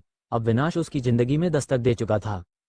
तभी विनाश ने इनर के बालों को पकड़कर उसे खुद से दूर किया और उसे घूरते हुए बोला, मैंने तुमसे मेरी जिंदगी में आने के लिए नहीं कहा था, लेकिन तुम खुद मेरी जिंदगी में आई। लेकिन अब तुम मेरी हो, सिर्फ और सिर्फ मेरी। तुम्हें देखने का, तुम्हारे करीब आने का और तुम्हारे साथ वह सब कुछ करने का हक सिर्फ मेरा है। तो अपना बदन किसी को दिखाना बंद करो, और अगर तुम्हें खुद को दिखाने का इतना ही शौक है तो ठीक है, मुझे कोई प्रॉब्लम नहीं है। तुम हर वक्त रूम में रहोगी, लेकिन बिना कपड़ों के मेरे रूम में, मेरे सामने, मेरे ही बेड पर। मुझे इसमें कोई दिक्कत नहीं है, लेकिन तुम्हारे जिस अर्थ पर सिर्फ मेरी नज़र होगी, न कि किसी और की। विनाश ने बेहद ठंडे लहजे में कहा। उसका लहजा इनर को कांपने के लिए मजबूर कर गया। ऊपर से उसके कहे गए शब्द इनर पर कुछ इस तरह इफेक्ट किए कि इनर और सहन गई। चाहकर भी उसके मुंह से लफ्ज नहीं निकल रहे थे कि खुद को वो थोड़ा सा भी एक्सप्लेन कर पाती। तभी विनाश एक बार फिर उसके बेहद नजदीक आया और उसकी कमर को बेदर्दी से मसलते हुए बोला, अगर लोगों के सामने जाना है तो खुद को और खुद के बदन को ढक कर जाना, नहीं तो तुम्हें और तुम्हारी जिस्मत को इस कमरे में कैद करने में मुझे वक्त नहीं लगेगा। कहते हुए विनाश ने उसके कान के बेहद नजदीक आकर कान को बाइट कर लिया। इनर की हल्की सी आह निकल गई। उसकी पकड़ अपने कब्जों पर कस गई। वो सहमी सी खामोशी से खड़ी रही। विनाश से नजरें मिलाने की हिम्मत उसमें नहीं थी। हर एक बढ़ते पल के साथ विनाश का एक नया रूप उसके सामने आ रहा था। विनाश का गुस्सा, उसकी इंटेंस बातें, उसकी करीबी जो उसे कांपने के लिए मजबूर कर रही थी। ये सब कुछ इनर पर एक अलग इफेक्ट डाल रहा था, जो उसके मन में विनाश के लिए डर कायम कर रहा था। और शायद यही विनाश चाहता था, क्योंकि आने वाले वक्त में इनर के अंदर विनाश का डर होना विनाश के लिए जरूरी था। कुछ बोलोगी? विनाश ने उससे थोड़ा दूर होकर उसकी फड़फड़ाती पलकों को घूरते हुए कहा। ये सुनकर इनर ने हिम्मत करके कहा, ठीक है, हम नहीं जाएंगे कमरे से बाहर। ये सुनते ही विनाश के चेहरे पर तिरछी मुस्कान आ गई। तभी विनाश उससे थोड़ा दूर हुआ और नजर उसे घूरते हुए वह उसके गोल गोल घूमकर चक्कर काटते हुए बोला, याद रखना ये बात, नहीं तो मेरा याद दिलाने का तरीका थोड़ा अलग है। अगर याद दिलाने पर आया तो शायद तुम्हें चलने नायक ना छोड़ूं। विनाश की बातें और उसका ऑरा इनर का सांस लेना भी मुश्किल कर रहा था। विनाश की बातों का मतलब उसे अच्छे समझ आ चुका था, जिससे उसे विनाश पर गुस्सा भी आ रहा था, लेकिन विनाश को जवाब देने की हिम्मत उसके अंदर नहीं थी। हर बीतते लम्हे के साथ वह और डर रही थी, लेकिन अब उसे अपनी गलती समझ आ चुकी थी। लेकिन उसके हिसाब से कोई बड़ी गलती नहीं थी जो विनाश इस तरीके से रिएक्ट कर रहा था। इस वक्त विनाश उसे किसी साइको से कम नहीं लग रहा था। सबसे बड़ी बात इनर के दिमाग में ये चल रही थी कि वह तो कल तक विनाश को जानती भी नहीं थी। उसकी विनाश से अचानक ही शादी हुई तो विनाश उसके लिए इतना पजेसिव क्यों हो रहा है? क्या विनाश उसे पहले से जानता था? लेकिन ये सब सोचने का टाइम फिलहाल इनर के पास नहीं था। उसने अपने दिमाग के ख्यालों को झटका और धीमे से अपना सर हाँ में हिलाया। विनाश, जो इनर की पल पल बदलते एक्सप्रेशन को नोटिस कर रहा था, उसकी हरकतों को देख टेढ़ा मुस्कुराया। तभी वह चलते हुए अचानक रुका। इस वक्त इनर की बैक विनाश के चेहरे की तरफ थी और इनर का चेहरा सामने लगी ड्रेसिंग टेबल के सामने, जिससे वह विनाश को आसानी से देख सकती थी। लेकिन इस वक्त उसमें हिम्मत नहीं थी कि वह नजरें उठाकर एक बार भी उसे देख पाए। तभी विनाश पीछे से इनर के करीब आया। उसने उसके पेट पर धीमे से हाथ रखा और झटके से उसे खुद से सटा लिया। अब इनर की पीठ विनाश के सीने से लगी हुई थी। डर से इनर की धड़कनें बढ़ी हुई थी। अब उसकी नजरें मिरर पर टिकी थी और वही विनाश इनर पर झुका हुआ था। तभी विनाश ने अपना चेहरा इनर की गर्दन में डाला और उसे हल्के से स्मेल करते हुए बोला, the scent of your body is forcing me to come closer to you. Vinash ने ये शब्द बेहद नशीली आवाज में कहे। जिससे इनर की बॉडी उसके कंट्रोल से बाहर हो रही थी। डर से वो विनाश को खुद से दूर भी नहीं कर पा रही थी। इनर की हल्की सी चीख वहां गूंजी। दूसरी ही पल उसके हाथ अपने आप अपनी गर्दन पर चली गए। आंसू भरी निगाहों से वह एकटक मिरर में अपने पीछे खड़े विनाश को देखने लगी। चीखने की वजह थी विनाश का उसकी गर्दन पर तेजी से काटना, जिससे वहां से हल्की सी ब्लीडिंग होने लगी थी। तभी विनाश ने उसकी गर्दन से अपना चेहरा अलग किया, लेकिन वह से 1 इंच भी दूर नहीं हुआ। उसे गहरी नजरों से मिरर में देखकर वह सर्द आवाज में बोला, जितना जल्दी हो सके मुझे अपना लो और मेरी हो जाओ, क्योंकि अपने खिलाफ जाने वाले लोगों को मैं छोड़ता नहीं। और वक्त आने वाला है जब कई लोग तुम्हें मेरे खिलाफ करेंगे, लेकिन वहां तुम्हें मेरे लिए खड़ा रहना होगा, मेरे साथ खड़ा रहना होगा। तुम्हारे कदम वहां डगमगाने नहीं चाहिए, अगर डगमगाए तो तुम्हारे पैरों को तोड़ने में मुझे वक्त नहीं लगेगा। कहते हुए विनाश इनर से दूर हुआ। वहीं उसके लफ्ज इनर को और हैरान कर गए। वह हैरानी से मिरर से विनाश के चेहरे को एकटक देखने लगी। विनाश के कहे लफ्जों का मतलब उसे बिल्कुल समझ नहीं आया। विनाश जो कहकर उसे दूर हो चुका था, लेकिन क्या उसके लफ्जों में कोई हिंट था? क्या सच में आगे कुछ ऐसा होने वाला था जो विनाश और इनर के बीच दूरियां लाने वाला था, या कोई और आने वाला था जो उन्हें अलग करने वाला था? खैर, विनाश के दिमाग में क्या चल रहा था इस चीज से सिर्फ विनाश वाकिफ था, लेकिन उसके कहे शब्द इनर के अंदर पल पल उसके लिए डर और बढ़ा रहे थे। तभी इनर ने पलटकर हिम्मत करते हुए कहा, आपके कहने का मतलब क्या है? आप ये क्यों कह रहे हैं? वक्त आने पर सब पता चलेगा, और वो वक्त भी जल्दी आएगा, लेकिन उस वक्त मेरे बिना कहे तुम्हें मेरी बात माननी होगी, और अगर तुमने यह नहीं किया तो मैं तुम्हारे साथ क्या करूंगा यह मैं भी नहीं जानता। विनाश ने इनर को धमकाते हुए कहा। यह सुनकर इस बार इनर की हिम्मत नहीं हुई कि वो विनाश से कुछ और पूछ सके। डर और घबराहट के कारण इनर के पैर कांप रहे थे। उसका वहां खड़ा रहना मुश्किल हो रहा था। वह जल्द से जल्द विनाश से दूर जाना चाह रही थी, क्योंकि इस वक्त विनाश उसे किसी साइको से कम नहीं लग रहा था। तभी इनर ने हिम्मत करके कहा, मुझे वॉशरूम जाना है। ये सुनकर विनाश ने इनर को अजीब नजरों से घूरा, लेकिन दूसरे ही पल इनर के चेहरे पर डर देख उसके चेहरे पर तिरछी मुस्कान आ गई। जाओ, विनाश ने इनर की कमर से अपना हाथ निकलते हुए कहा। वही विनाश की कैद से खुद को आज़ाद महसूस करते ही इनर को ऐसा महसूस हुआ कि उसे सांस लेने का एक मौका मिल गया। वह तुरंत वहां से हवा की रफ्तार से वॉशरूम के अंदर चली गई। उसके जाते ही विनाश के एक्सप्रेशन बदल गई। विनाश के चेहरे पर इस वक्त डार्कनेस साफ झलक रही थी। तभी विनाश मिरर में कुछ देखते हुए अजीब से अंदाज में बोला, था इस दिल में पागलपन कुछ वक्त पहले भी तेरे लिए, लेकिन इस दिल में बसता था कोई और भी था। छोड़ा मैंने उसके लिए तुझे, लेकिन तेरा खुदा शायद मुझ पर मेहरबान था, जो एक बार फिर डाला उसने तुझे मेरे कदमों में। लेकिन बदल चुका है वक्त, बदल चुके हैं मेरे जज्बात। जंग है अब तेरे लिए एक अपने से, और इस बार होगी मेरे पागलपन की सारी हदें पार। विनाश, जिसकी नजरें मिरर से पीछे वॉल पर लगी अपनी फोटो पर थी, जिससे उसकी बैग दिख रही थी, और उसकी बैग पर बना एक बच्ची का टैटू, जिसमें बच्ची बेहद मासूम और क्यूट लग रही थी। उसे टैटू को देखते हुए विनाश के चेहरे पर इस वक्त शैतानी मुस्कुराहट थी। क्या चल रहा था विनाश के दिमाग में ये सिर्फ वही जानता था, लेकिन हाँ, जो चल रहा था वह आगे आने वाले किसी धमाके का इशारा था। CH7, मुझे भी अपने पति होने का हक चाहिए। अब आगे। विनाश, जो खुद को मिरर में देख रहा था, उसने एक नज़र बाथरूम के बंद डोर को घूरा और वहां से दूसरे रूम में चला गया। उस फ्लोर पर सिर्फ विनाश ही रहता था। उस फ्लोर पर 3 रूम थे। एक में विनाश रहता था, दूसरा उसका जिम रूम था, तीसरा उसका स्टडी रूम था, जिसमें वह लेट नाइट तक काम करता था, इसलिए उसकी जरूरत का हर सामान वहां मौजूदा था। वह पूरा फ्लो अकेले विनाश का था, जिसमें सिर्फ वही रहता था। विनाश को अपने आसपास ज्यादा लोगों का रहना पसंद नहीं था, उसे शांति पसंद थी। विनाश कुछ ही वक्त में रेडी होकर हवेली से बाहर निकल हवेली के बाहर आकर बैकयार्ड की तरफ मुड़ गया। बैकयार्ड में आकर वह सामने रखी चेयर पर बैठ गया और अपने सामने चेयर पर बंधे लड़के को देखने लगा। उस लड़के के चेहरे पर जगह जगह मारने के निशान थे। विनाश को अपने सामने बैठा देखकर वह लड़का कांपने लगा। उस लड़के के बगल में 2 बॉडीगार्ड सर नाचे झुकाकर शांति से खड़े थे, शायद विनाश के जवाब का इंतजार कर रहे थे। तभी विनाश अपनी चेयर से उठा और उस लड़के के पास आकर उसने उसकी थाई पर अपना पैर रखा और बेदर्दी से उसे मसलने लगा, जिससे वो लड़का दर्द से चीखने लगा। तभी वो लड़का रोते हुए बोला, साहब प्लीज छोड़ दीजिए, मैंने कुछ नहीं किया है। ये सुनकर विनाश ने अपने साइड में खड़े अपने दोस्त को देखा और शौक से अंदाज में बोला, ये तो गलत बात है। बेचारे को यह नहीं पता कि उसकी गलती क्या है और बिना गलती किए उसे सजा मिल रही है। विनाश की बात सुनकर वहां खड़ा कोई भी शख्स शौक नहीं हुआ, ना ही उसका दोस्त, क्योंकि वह सभी विनाश की इस आदत से वाकिफ थे। विनाश का लहजा बेहद डरावना था, जिसे सुनकर कोई भी कांप जाए। वही वो लड़का विनाश की बात सुनकर और ज्यादा कांपने लगा। तभी विनाश ने अपना हाथ आगे किया तो एक बॉडीगार्ड ने उसके हाथ में नाइफ रख दिया। विनाश उस नाइफ पर अपनी उंगली फिराते हुए सनकी लहजे में बोला, तेरी हिम्मत कैसे हुई मेरी बीवी पर नजर डालने की? ये सुनकर वो लड़का कांप गया। वो आज कई सालों बाद विनाश को अपने सामने देख रहा था, लेकिन विनाश का ऑरा, उसकी बातें, उसका संकीपन किसी को भी डराने के लिए काफी था। तभी उस लड़की ने कांपते हुए कहा, इसमें मेरी कोई गलती नहीं है। गलती नहीं है? तुझे क्या लगा मैं तुझसे तेरी गलती सुनने आया हूं कि तेरी गलती है या नहीं? मैं गलती करने वाले से उसकी गलती नहीं पूछता, सिर्फ सजा देता हूँ, लेकिन तेरी नज़रें कुछ और थी, इसलिए मुझे जवाब चाहिए। अब दे जवाब, तू मेरी बीवी को क्यों देख रहा था? विनाश ने बेहद ठंडे लहजे में कहा, और कहते ही वो चाकू उसकी थाई पर घुसेड़ दिया। आह! एक दर्द भरी चीख उस बैकयार्ड में गूंज गई। उस लड़के की थाई से बेहिसाब खून बहने लगा, लेकिन वहां खड़े किसी भी शख्स के चेहरे पर दया के भाव नहीं थे।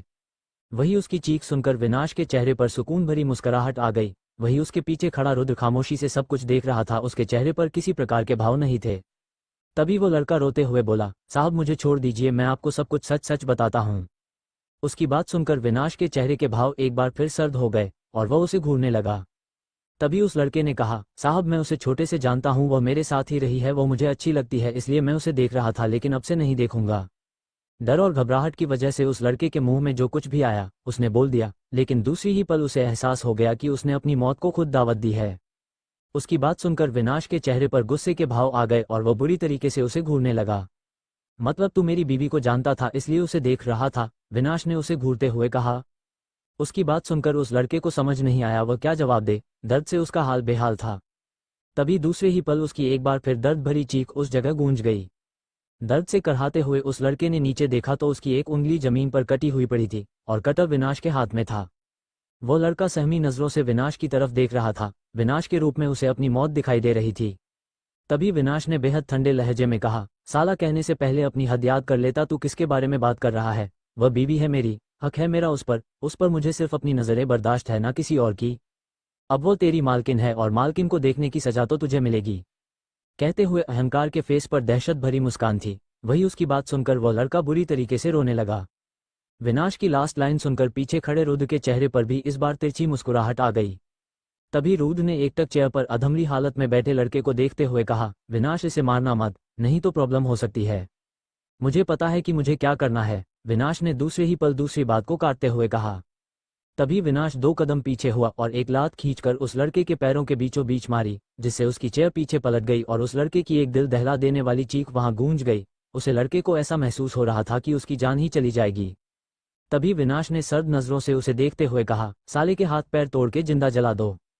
कहकर विनाश वहां से चला गया। उसके जाने के बाद रुद्र ने एक नज़र उस लड़के को घूरा और अपना सर न ये हिलाते हुए वह भी वहां से चला गया। विनाश हवेली के बाहर से गुजर रहा था, लेकिन तभी एक सर्वेंट ने उसके सामने आकर सर झुकाकर कहा, साहब आपको बड़े साहब ने बुलाया है। उसकी बात सुनकर विनाश बिना कुछ कहे वहां से हवेली के अंदर चला गया।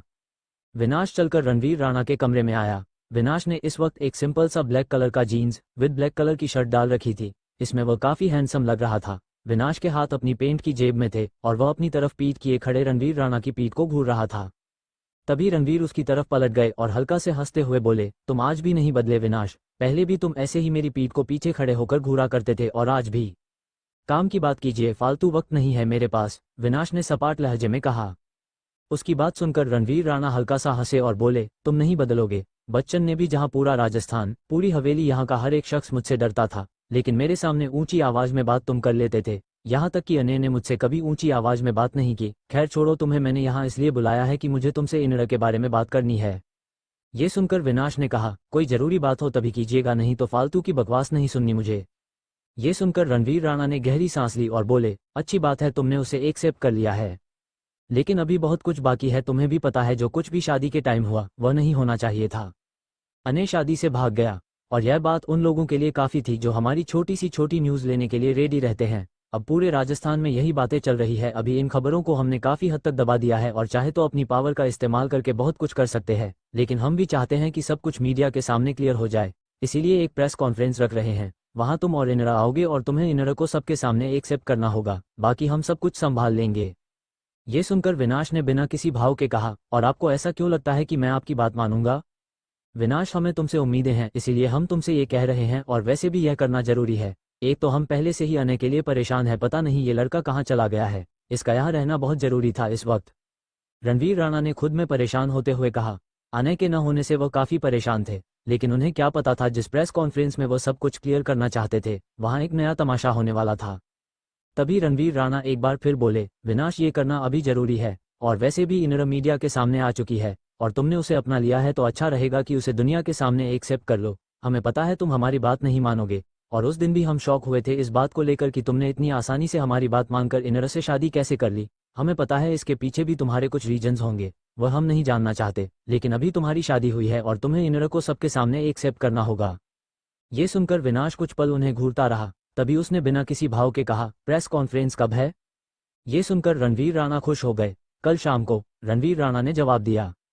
ये सुनकर विनाश बिना कुछ कहे वहां से चला गया। उसके जाते ही रणवीर राणा, जिसके चेहरे पर हल्की खुशी दिख रही थी, वह गायब हो गई। इस वक्त उनके चेहरे पर घबराहट थी। रणवीर राणा ने खुद से कहा, न जाने क्यों हमें घबराहट हो रही है, डर सा लग रहा है, और उस डर की वजह भी हमें पता है। इधर दूसरी तरफ अब तक शाम हो चुकी थी। इनर भी रूम में बैठे बैठे बोर हो चुकी थी। नीचे जाने की इजाजत उसे विनाश ने नहीं दी थी, और अब वह विनाश के खिलाफ जाकर अपने लिए मुसीबत नहीं खड़ी करना चाहती थी, इसीलिए शांति से बालकनी में खड़ी थी। तभी उसे पीछे से किसी ने अपनी बाहों में भर लिया। एक पल के लिए तो इनर घबरा गई, लेकिन तभी उसे विनाश की गहरी आवाज सुनाई दी। क्या हुआ जान, किस याद कर रही हो? कहीं अपने एक्स पति को तो नहीं? विनाश ने उसकी गर्दन पर अपना चेहरा रब करते हुए कहा। वही उसके एहसास से इनर की सांसें अटक रही थी, लेकिन उसके शब्द इनर के अंदर चुभ रहे थे। आप ऐसा क्यों कह रहे हैं? मेरी तो अब आपसे शादी हो गई, और मैं अब आपकी हो गई। आपने ही तो सुबह कहा था। इनर ने घबराहट में जवाब दिया। उसने ये लफ्ज बहुत सोच समझ कर कहे थे। कल और आज में वह इतना तो विनाश को जान गई थी कि किन लफ्जों का विनाश पर क्या इफेक्ट पड़ेगा। उसके नपे तुले शब्द सुनकर विनाश के चेहरे पर तिरछी मुस्कुराहट आ गई। तभी विनाश ने झटके से उसे अपनी तरफ पलटा और उसकी आंखों में एकटक देखते हुए बोला, कुछ ही घंटों में तुम मुझे काफी अच्छे से जानने लगी हो। ये सुनकर इनर खामोश रही। तभी विनाश ने उसके कान पे अपने होठों को रखते हुए कहा, अच्छा तो तुमने मुझे अपना लिया, अब तो तुमने मुझे अपना पति मान लिया होगा, है ना मिसेज इनर विनाश राणा? ये सुनकर इनर की सांसें अटक गई। विनाश के होठों को अपने कान पर महसूस करके इनर की हालत खराब होने लगी। ऊपर से विनाश के शब्द उसके लहजे से मैच नहीं हो रहे थे। विनाश से कहने का तरीका कुछ और था, जो कि इनर को डरा रहा था। इनर के चेहरे पर घबराहट देख विनाश एक बार फिर टेढ़ा Subscribe for next part 2.